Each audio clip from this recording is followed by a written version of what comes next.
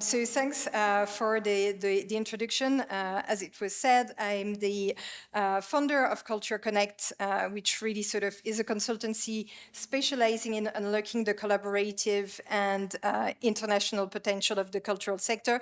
But for many years, over a decade, I was in charge of developing and implementing international strategy at the British Museum and the V&A. So what I hope I will bring to the table is really sort of the perspective of practitioners engaged in exploring how cultural organization can continue to add cultural value in the public realm while striving in our increasingly complex world where governance models, approach to digital and international collaboration have to be reinvented. So the presentation today is really going to focus on this notion of sharing in the digital, in the age of digital reproduction. And indeed, we are sort of reaching this point where the fantasy, this depicted by André Malraux in the Musée Imaginaire in 1947, has become somehow a reality.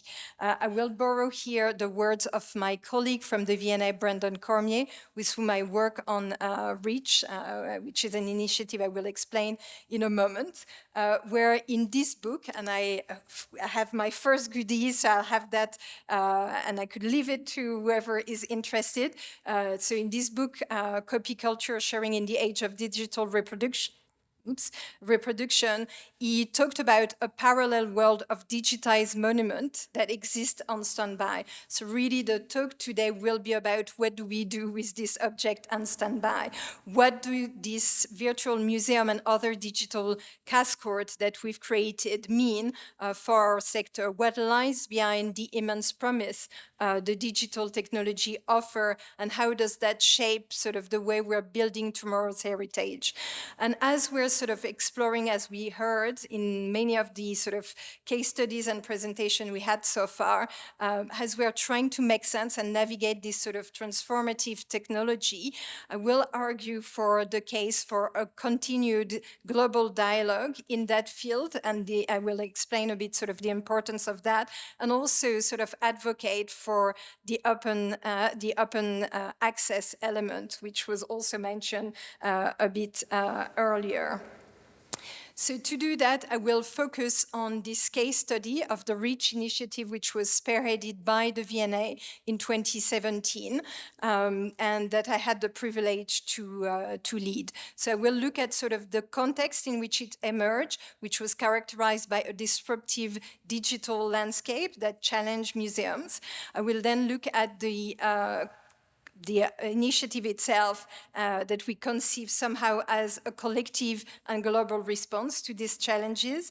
And then I will keep on sort of, or conclude with the notion of what are the remaining challenges, and also share some of the ethical reflection or consideration that arose as I was leading this project and as I'm still sort of wrestling with as I continue to engage with this kind of challenge that digital transformation is inviting us to think of. So a disruptive digital landscape for a museum was what we were faced with. And I would like to actually bring us back to 2015 when Klaus Schwab, the chairman of the World Economic Forum, wrote this article where he coined this notion of the fourth industrial revolution. And he talks about a technological revolution that will fundamentally alter the way we live, work, relate to one another. And he was calling for a response that had to be integrated and comprehensive, involving at a global scale all stakeholders from public to private sector, from academia to the civil society. So what he is talking about is really sort of a technical transformation that sort of impact all aspects of our life. And the cultural and heritage sector wasn't sort of not impacted by that. On the contrary, a number of big sort of acceleration of this digital technology really sort of rapidly transform the way cultural object could be accessed. So by a click, you could sort of access collection across the world, often at a quality that actually enable us to see things that the naked eye couldn't sort of access. And all these sort of 2D and increasingly 3D reproduction really challenge and transform the museum sector. One of the major sort of first mover, I would say, in that field was Google Arts and Culture, formerly known as the Google Art Project. And when the platform was launched in 2011, the idea of Amit Sood, the instigator of this new platform, was to create a museum of museums on the web. So really this idea of André Malraux, the Imaginary Museum, and allowing actually people to access sort of high resolution images and recordings of those objects. The other big change when we started the REACH initiative was the boom of photogrammetry and in turn the spread of 3D reproduction with active players such as Sketchfab, Iconem, and the more controversial Nefertiti Act by the artists Nora Al-Badri and Nikolai Nels. So I won't sort of dive into all this because you know them quite well, but I think they contributed to actually sort of democratizing sort of the access to those 3D models and unlocking sort of the creative potential of the collections object that were in the collection by sort of demonstrating when you kind of leave loose those 3D reproductions, how it sort of really generates creativity and also how this sort of open a dialogue that challenge a bit the status quo, challenge the gatekeepers of our cultural heritage. The other things that was happening at the time was also that increasingly museums were sort of understanding that those digital records were or could help them to actually better meet their mandate to keep objects forever for the benefit of today's and future generations. So increasingly digital records were seen as ways to keep precise data on the state or even the changing state of an original to help actually making sound conservation decision. The potential in terms of public engagement was also starting to emerge, as well as also the reality that actually sometimes those digital twins were the only way to keep a trace of an original that was lost. So this was sort of emerging, but as I was mentioning, or as you've seen, even though museums were starting to really realize the importance of that, actually most of the innovation were coming from people outside of the museum. So the whole idea of the REACH initiative, which stands for Reproduction of Art and Cultural Heritage, was really to sort of bring together the global ecosystem of museum and heritage professionals to really tap into our collective intelligence to understand how we could harness those advances in technology and connectivity and really make the most of this revolutionary opportunity that was in front of us in terms of enhancing learning, creativity, and innovation, and also reaching out in new ways, audience worldwide. So that led to the creation of the REACH Declaration. So that's my second and last goodies. I have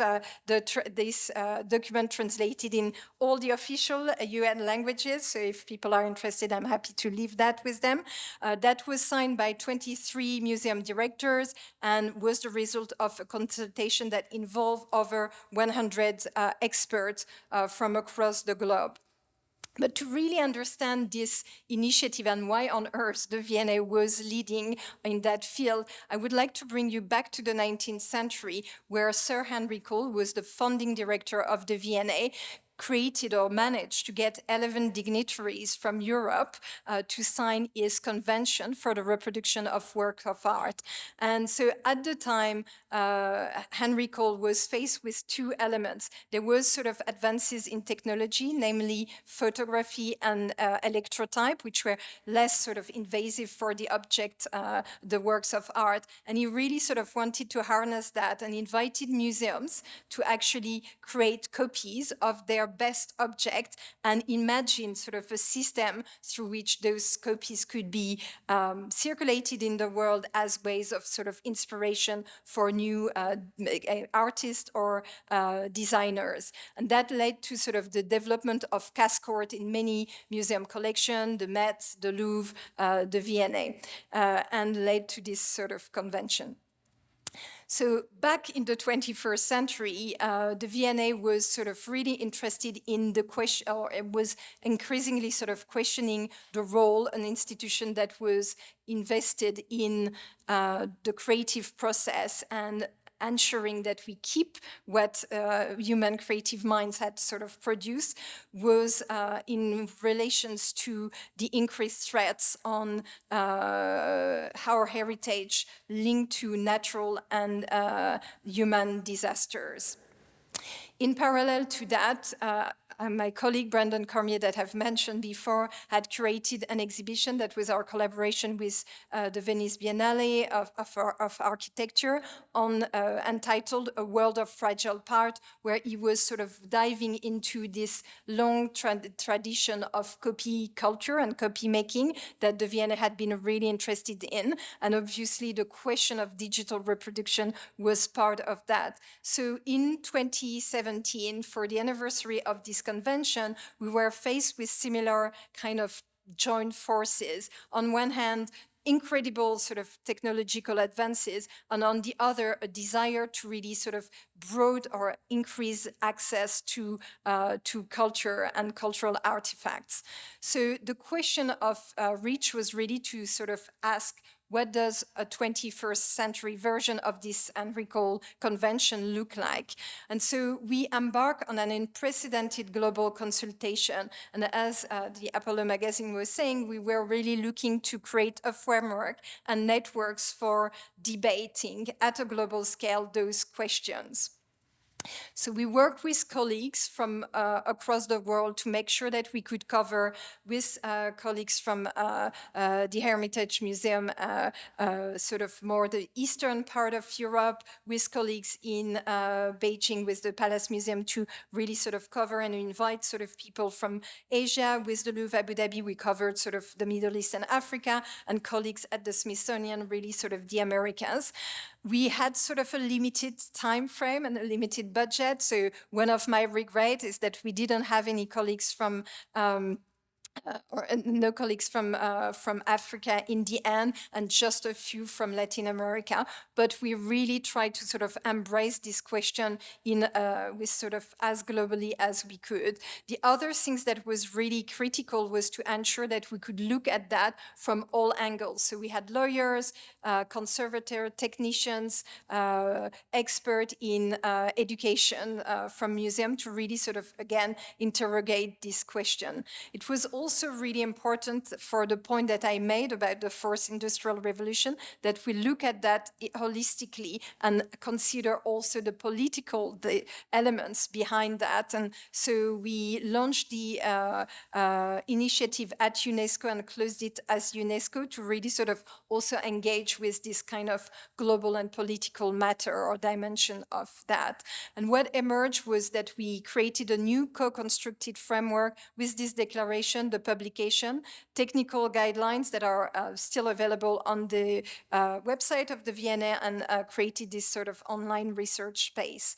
I won't sort of go into the details of the declarations. Those are sort of the initial sort of people that endorse the declaration, but one of the four kind of key elements that sort of emerged from that was the fact that this framework, and I was very pleased to hear from Christina, who will be speaking tomorrow, that this is a compulsory reading for a student, but it really created sort of an initial frame for us collectively to think about how we navigate this sort of new horizon. So the first one point was to encourage especially sort of museum, to create records for the benefit of the public of today and the future, and for documenting and preserving works in their care. So really trying to encourage cultural organization to embrace these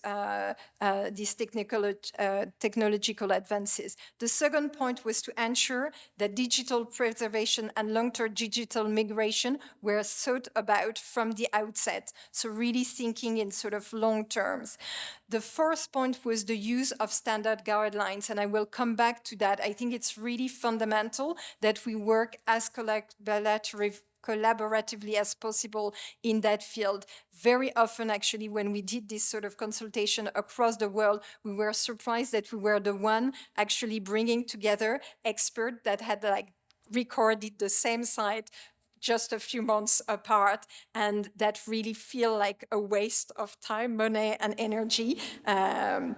So really trying to work collaboratively, creating sort of joint standard was also another thing that we really push. And finally, to have an ethical approach to recording.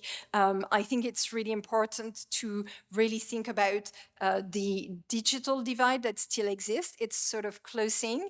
We now have nearly sort of 66% of the global population having access to the internet, but still it's not everyone. So being very mindful of the fact that if we move in that direction, we're not creating sort of inequalities or other problem in other parts of our, oops, sorry.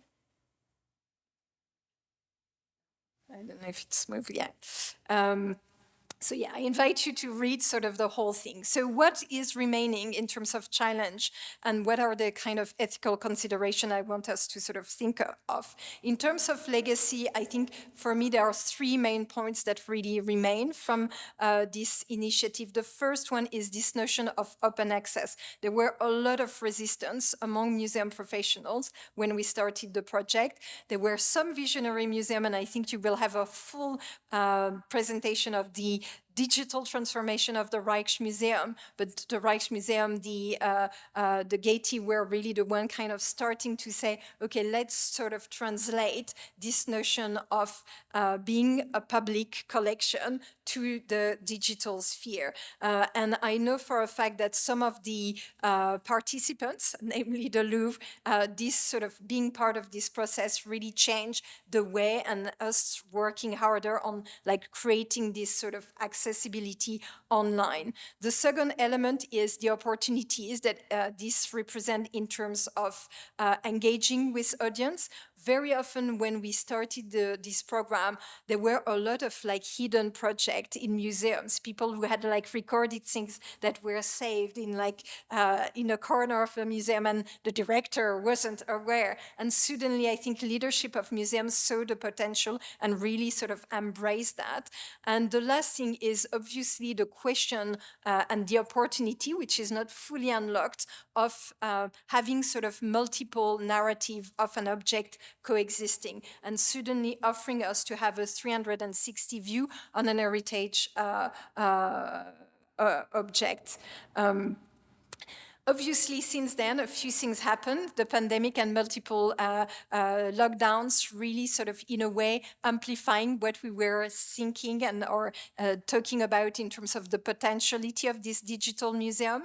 The second thing is it was already sort of on the go, but was accelerated by the lockdown. Again, this kind of massive digitization programs that are happening across museums. And the last event is something that is a bit sort of outside sort of the museum world, but that took place last year. It's Mondiacult. It's this sort of gathering of cultural ministers of culture from across the globe, and they were brought together by UNESCO and created this sort of declaration for culture where they put culture as a public good. And this notion of really thinking very hard about how, when we have the care of a shared cultural heritage, what is our duty in terms of accessibility and really sort of enabling that to be accessible to all.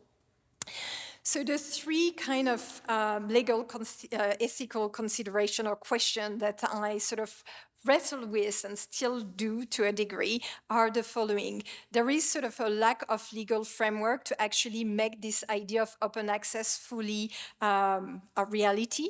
I won't again delve into the detail of that, but I really recommend you go and look at this policy guide that was published by Creative Commons, which is looking at sort of really looking at how we could better share our cultural heritage in this digital era we're in. And they're sort of really asking or calling sort of policymakers to sort of take really practical steps towards that.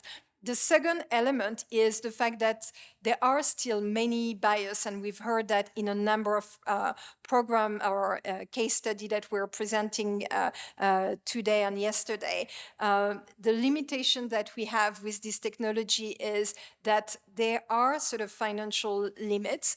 Most of those projects are actually funded by private donors, often with specific interest. It may not be political, but it might be, I don't know, your ancestors were from that part of the world, and suddenly we have a whole digital replica of this world.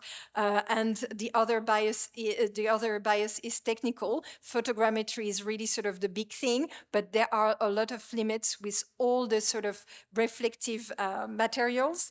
All those cannot really be properly conducted. So we really need to think hard about how we could use this technical application while ensuring that we transmit for future generation the full story. And finally, last but not least, the environmental cost of the cloud. It feels immaterial, this kind of thing in this sort of abstract sky that we've created, but we need to really rematerialize this immaterial world, because there is, I mean, those data centers are actually heavily polluting the planet. And I will also quote this idea of like becoming good ancestor. I think our responsibility to the past has to go hand in hand with our responsibility to the future. And we really need to think about how and the why we're doing and recording certain things in this sort of hyper-nasic society we're in. And that's our responsibility as safeguardians of this heritage to really be careful and mindful about this. Thank you.